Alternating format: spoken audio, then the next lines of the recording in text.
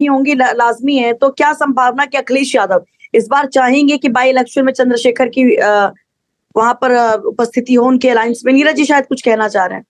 नहीं नहीं नहीं, चंद्रशेखर नहीं जाएंगे, क्योंकि चंद्रशेखर का मैं आपको बता दूं, निश्चित रूप से चंद्रशेखर की पार्टी का या चंद्रशेखर की गाड़ी का इंजन स्टार्ट हो चुका है।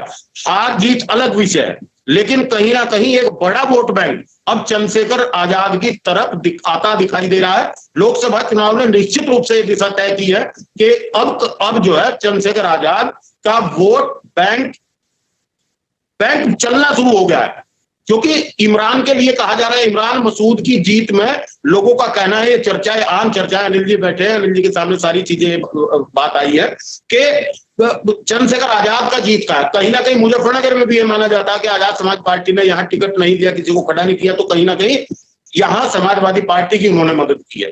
ये कहा जा रहा है, चर्चा है, लेकिन इन चर्चाओं में कितना दम है ये सब लोग जानते हैं। जो राजनीति के जानकार है, जो फील्ड में जो लोग काम कर रहे हैं, सभी लोगों को पता है कि पार्टी लाइन से बाहर कोई नहीं गया है, सब कुछ है। लेकिन कहीं ना कहीं मैंने पहले भी किया है कि इंडिया गठबंधन को चंद्रशेखर आजाद का फायदा इस बार हुआ है और बहन जी को नुकसान हुआ है।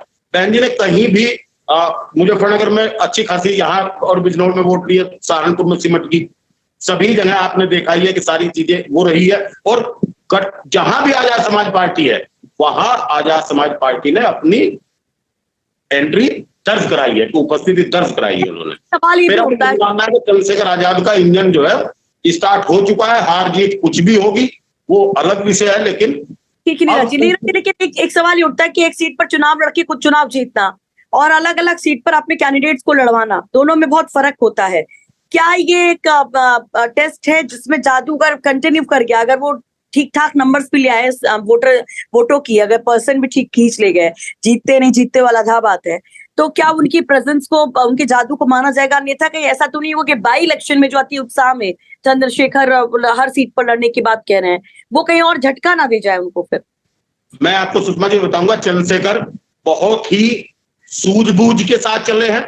पिछले मैंने बताया कि 2016 से लगातार मैं देख रहा हूं चंद्रशेखर को, वो बहुत सूझबूझ के, वो ऐसा कोई निर्णय नहीं लेते हैं। उन्होंने अगर नगीना लोकसभा सीट का निर्णय अगर उन्होंने लिया है तो बहुत सोच समझ के लिया है, और वो लगातार वहां काम कर रहे थे पिछले काफी समय से। अगर मीरापुर सीट, अब उपचुनाव की हम बात करते हैं, तो मैं नहीं मानता कि वो सभी सीटों पर चुनाव लड़ेंगे, वो वहां लड़ेंगे, क्योंकि लोकसभा चुनाव में बहुजन समाज पार्टी का जो ग्राफ गिरा है वो कहीं ना कहीं चंद्रशेखर आजाद के लिए बेनिफिट होता, मुझे लग रहा है कि वो चंद्रशेखर आजाद के लिए फायदेमंद होता नजर आ रहा है।